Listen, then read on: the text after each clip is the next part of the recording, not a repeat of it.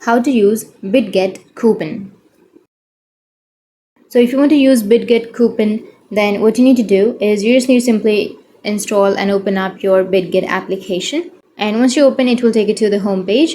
Now you just need to simply tap on the more tab. If you're not being able to find this more tab over here, then you'll be able to have a profile. So you just need to simply tap on profile icon, which will be on the top left hand corner.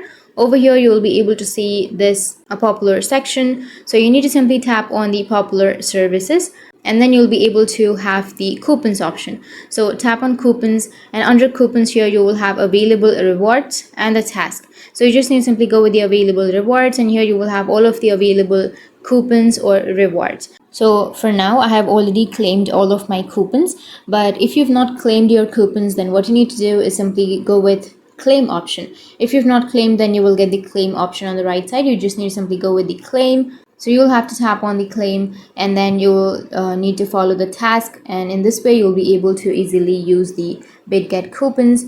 And that's it. That's how you can use the Bitget coupons. And if you have any questions, feel free to comment below. Thanks for watching.